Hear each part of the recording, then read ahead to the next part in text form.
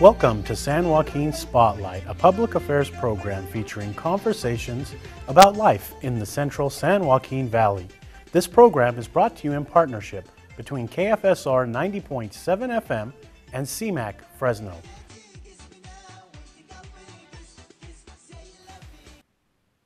I'm your host, Sevag Tateosian. Today we're going to be talking about something that's been in the media a lot lately: Russia, Ukraine, and this thing called the Crimea, with Dr. Denbeste from Fresno State. Welcome to the program. Thank you. Before we get there, I want to talk a little bit about your background.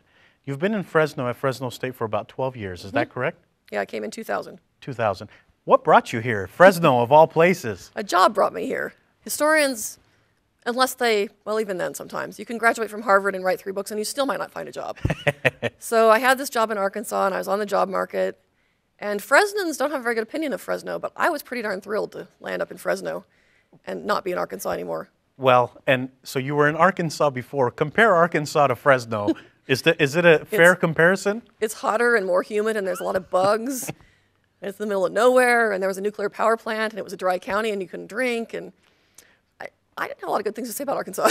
So you get the job offer from Fresno State, and what are you thinking?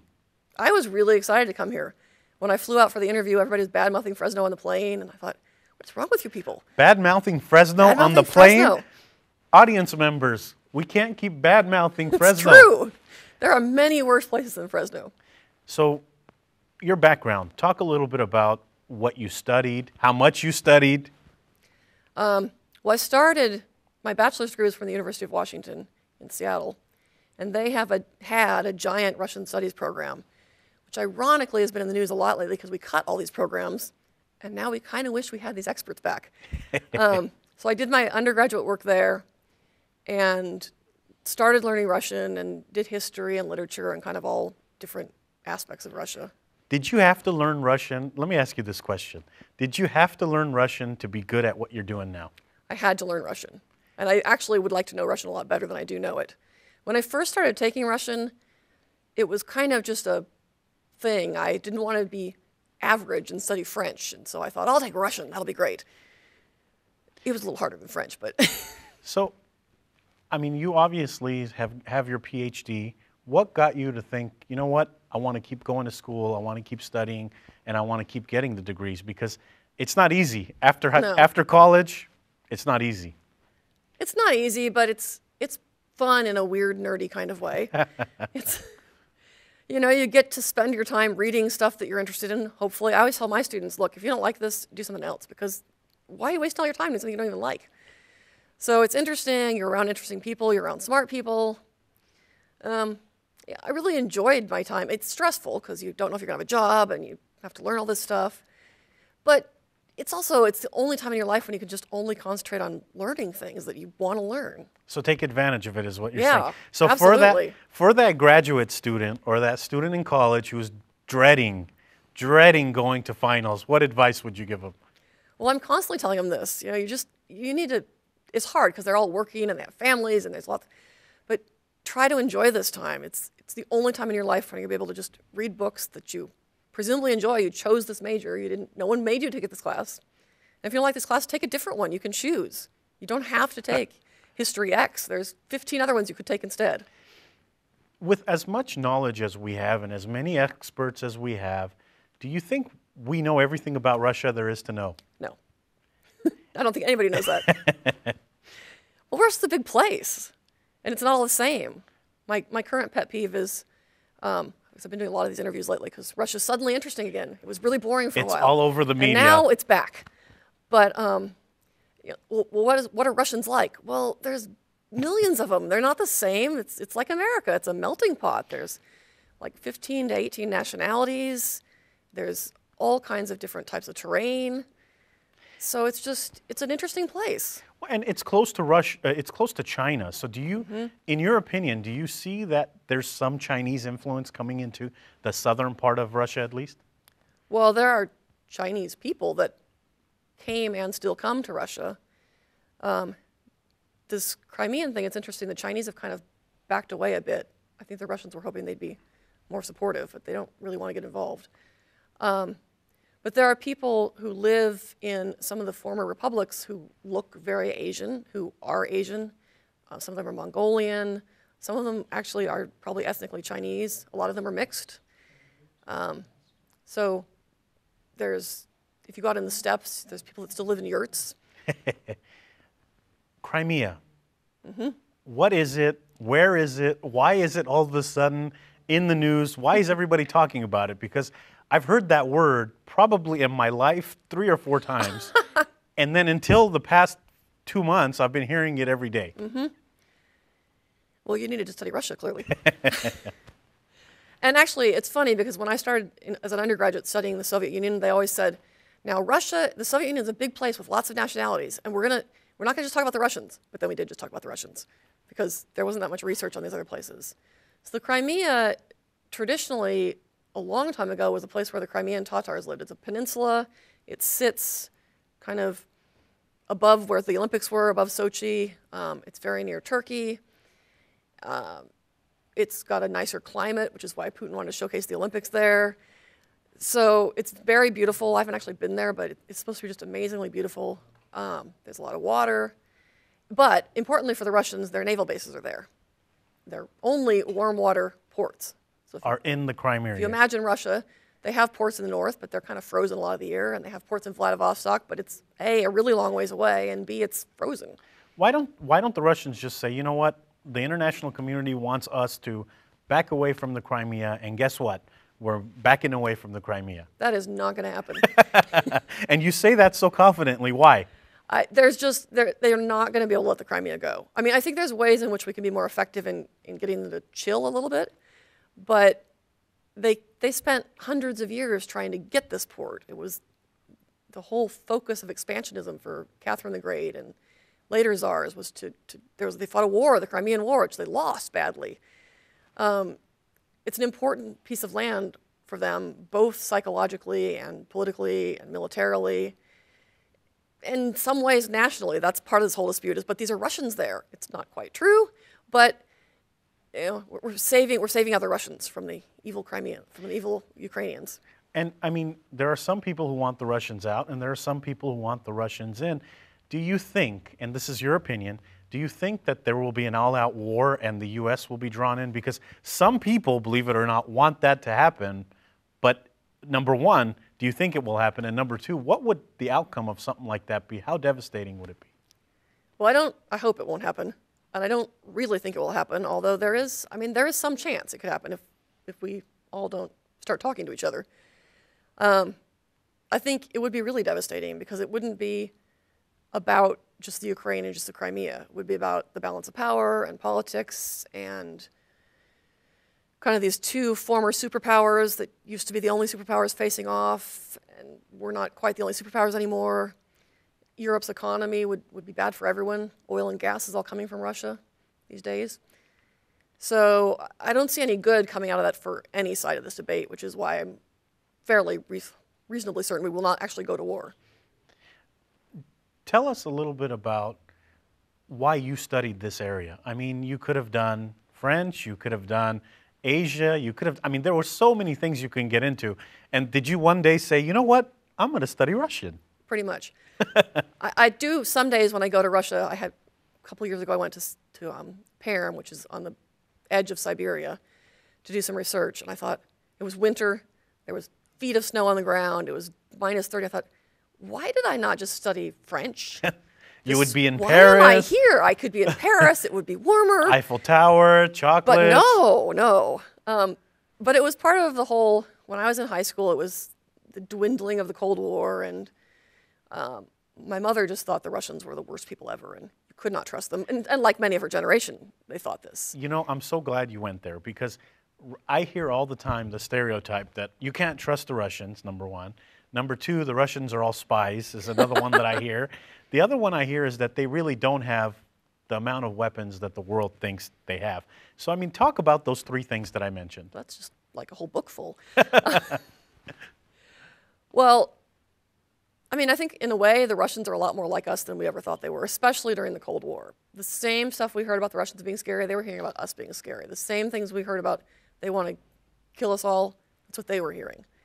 So both of us had pretty skewed ideas about what the other looked like.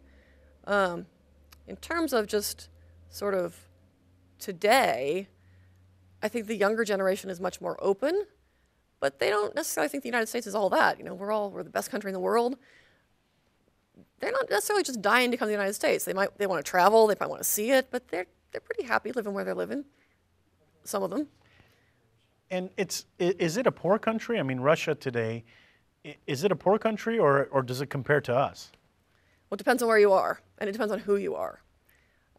If you go, Moscow is a very wealthy city. It's one of the most expensive cities in the world right now. Moscow is one of the most expensive cities. Yes. See, and we never hear stuff like that. You know, we think expensive cities, New York, Paris, London. Here, Moscow.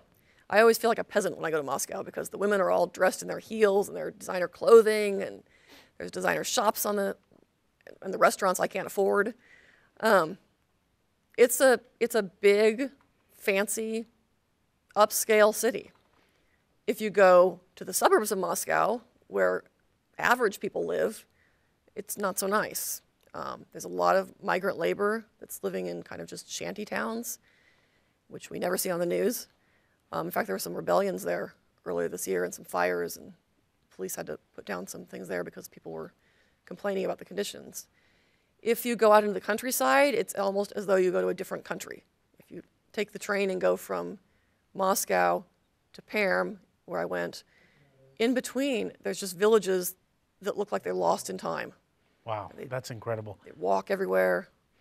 Tell us about your students. I mean, when students are taking these classes, do they have these stereotypes about the Russians and the Soviet Union and all that stuff?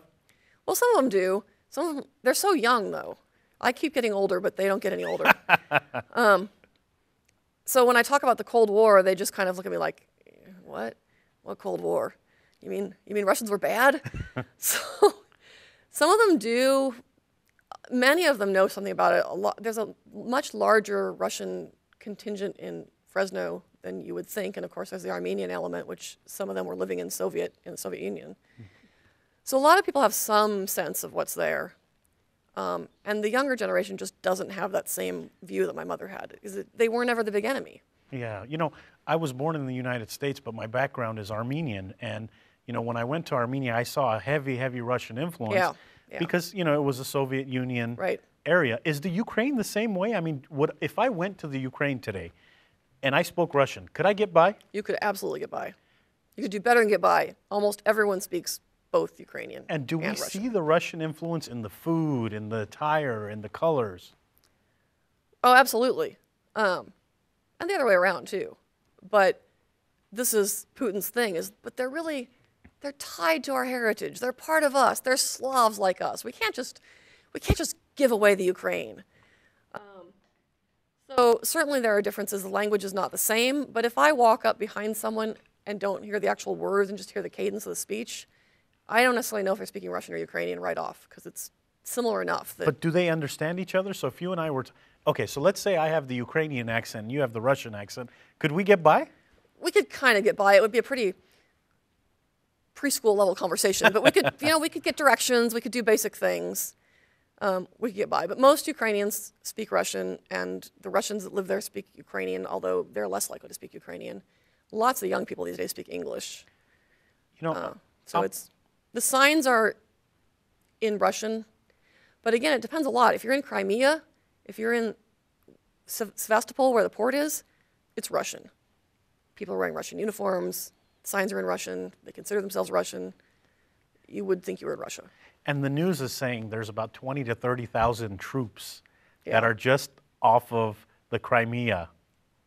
Do you believe that? I mean, 20 to 30,000 troops, that is a huge army. Well, first of all, they had a lot there already. They didn't have to bring a whole bunch, because something like 12,000 were there already. But the Russians are a big military power. They've got plenty of troops. This has been the case always. How effective they would be and whether they would really do it, that's a different question. But as far as them getting troops there, they could probably get some more there if they had to. Some people, other than the Crimea, some people will say the Ukraine as a country is strategically important to Russia because, if Ukraine goes pro-U.S., then the U.S. is in their backyard. What do you have to say about that? Well, I think from both points of view, the Ukraine in some ways strategically just is in the wrong place at the wrong time. It always has been. If you go back and look back a long ways, Ukraine wasn't its own country for a long time. It was partitioned up by a couple different czars. It was given away after a couple wars and put back together, and then the Soviet Union fell apart, and it just got the borders it had as part of the Soviet Union. So it's kind of a country that just became a country by drawing lines on a map. But there is a Ukrainian tradition. There's a Ukrainian language that's separate. There are Ukrainian music, Ukrainian poetry, some really important poets. So they do see themselves as being different, but the origins of Russia itself are in Ukraine. The first Russian state was in Kiev. It was Kievan Rus. Interesting, interesting. And so that's a bit problematic for the Russians to just say, oh, well, let's give it away. Well, I'm a boxing fan, and I see on TV there's this boxer that I grew up watching who's leading some sort of either revolt or protest. Tell us, I mean, not just with the boxer, tell us about the rest. I mean, who could take over at any minute in this country? Well, see, this boxer guy, I didn't know anything about boxing. I'd never even heard of him until all this stuff happening. And we're referring to, for our audience members, we're referring to Klitschko, who was a heavyweight champion for a long time. And the guy stands at like 7 foot tall, so... And he is reasonably popular. So, I mean, I think he shares a chance of actually being elected, assuming we actually have elections. The other person is Yulia Tymoshenko, who was just let out of jail as a result of all of this. Wow. And she had run against Yanukovych, the former president, and a lot of people blamed her for the split because some people argue that without her, they would have voted one way or the other for the Orange Revolution guy or for, they wouldn't have been the split vote. It was very close. But she split the kind of more liberal vote, so they didn't win. One of the things we hear about Russia all the time, and actually a lot of the former Soviet Union states, is corruption. I mean, do you, in your studies at all, when you're analyzing or researching this country, does that word corruption come up? Yes. I talk about corruption with my students all the time, and it's still a problem. Putin and many before him have claimed that they're working on it. But it's a pretty intransigent problem because in order to get someplace, you probably had to have friends that you gave favors to, at least. And so then if you just say, well, I'm not going to do this, they're not going to support you anymore. And it's just this culture of, some of them don't see it so much as corruption as just, I'm helping you and you're helping me, and that's the way it is. That's the way it's supposed to be. That's the way the world works. You scratch my back, I scratch your back. A lot of times there's money involved. A lot of people, well, interestingly, with this whole Ukraine thing, a lot of Putin's supporters and friends are these Russian oligarchs that have shares in the oil and gas companies. And suddenly, when they talk about invading the Ukraine, invading Crimea, this Russian stock market fell. Oh, interesting. Drastically. Interesting. And apparently, suddenly, Putin thought, okay, I back off a little bit because this is not good for any of us. You know, I'm going to instigate a little bit and say, who cares? I mean, look, I'm in the United States. You're in the United States. We have our own problems. We have our own issues. We have to make a living. We've got families. We've got all kinds of things. So this country that's thousands of miles away in a port that probably we'll never see in our lives, who cares? We should see it. It's really pretty. But, you know, I don't know. From the United States standpoint, we might be okay if we didn't live in such a geopolitical world. It's so interconnected. We're all so interconnected now that I think we don't even think about the ways in which it would affect us, which is part of Europe's problem at the moment. They want to push Putin, but they don't want to push too hard. And Putin's problem as well. He wants to say, look, it's mine. It's always been Russia's, but he can't quite go there without messing up all these relationships, these trading relationships that have been built over time. Natural resources are a big part of it. We all share these nowadays. Oil, still a big thing. And Russia's become a major player in the oil industry. You mentioned it earlier, but the stock market. So let's say that Russia or Ukraine collapses, Russia goes into war, and I know this is a hypothetical. This would be horrible. I know this is a hypothetical, but I want the audience members, and myself included, to learn more about this. So what happens if Ukraine collapses, Russia takes over, and they're spending resources on this war? Well, I don't think that's really going to happen, I hope. Okay. But Which is great. It's by not the really way. good for anybody. It's not good for Russia because, as in the past in Soviet times, when they were propping up these economies that weren't really able to support themselves, it cost them money. War costs all of us money. So in a wartime economy, Russia's going to be spending money on propping up the Crimea and Ukraine, if they go that far, that they haven't been had to spend before. They was sort of self-supporting. And these are their markets.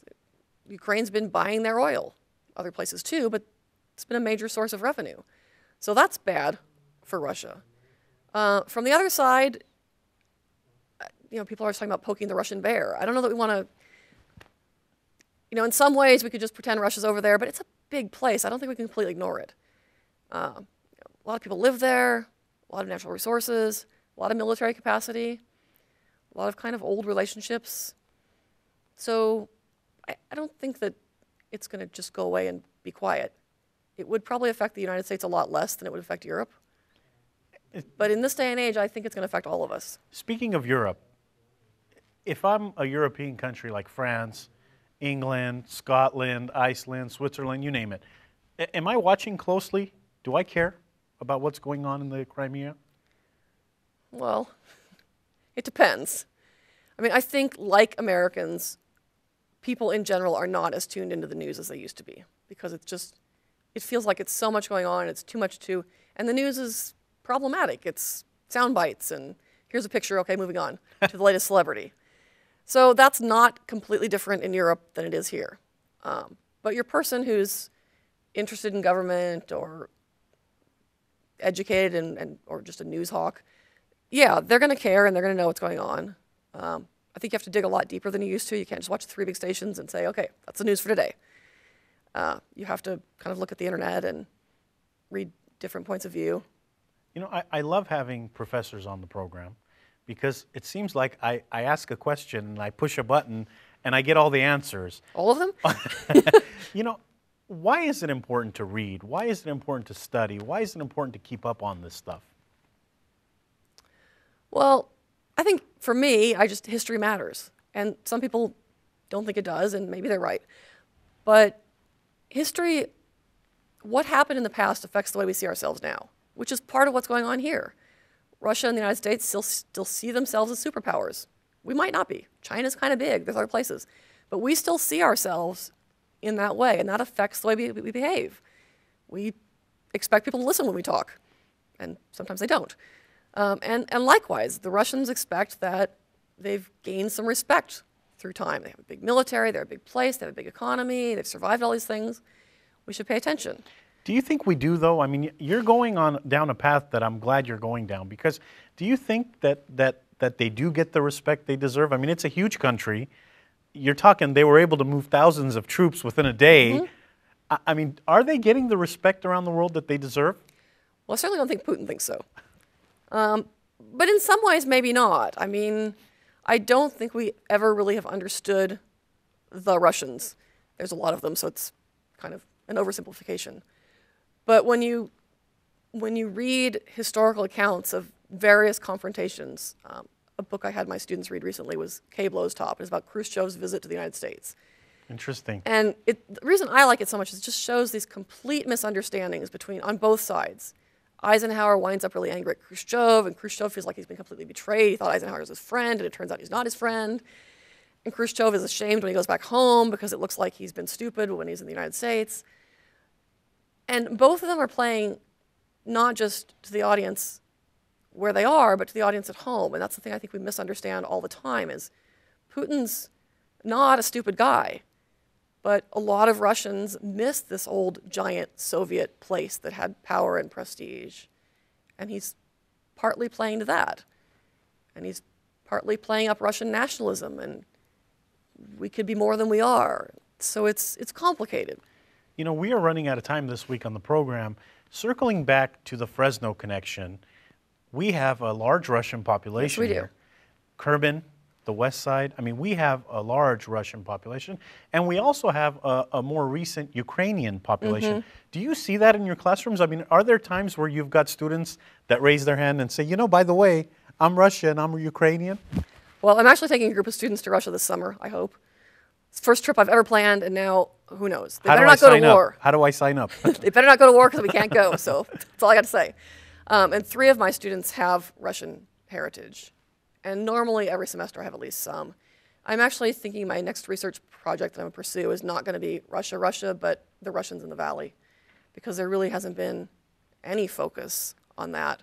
So I have a graduate student that's working on, she's from Kerman, and she's from the Molokan community. So she's starting to work on this for her thesis, and I think I'm going to start looking that way as well. And, you know, we have some beautiful Russian churches here in Yes, we downtown do. Yes, we where do. the studio is. So, you know what? I'm interested in following what you're doing next in the future. And so speaking of following you and learning more about you, how can people find out more information about you? How can they, you know, if someone wants to learn more about Russia, can they call you? Absolutely. They can get my email address. I usually answer my email eventually. Fresno State has a website with history professors on it, so start there. But so far, I'm happy to answer questions. Professor, thank you so much for coming on this week and educating us, me included, about Russia and this word Crimea that all of a sudden we're hearing over and over again. Thank you. That's all for this edition of San Joaquin Spotlight. To the volunteer crew in the studio and behind the computers, thank you for doing this and helping us with this program. To our audience members watching on CMAC television, and to our audience members listening on KFSR 90.7 FM, thank you for tuning in this week. I'm your host, Sevag Tateosian. Next week, we have another exciting new show.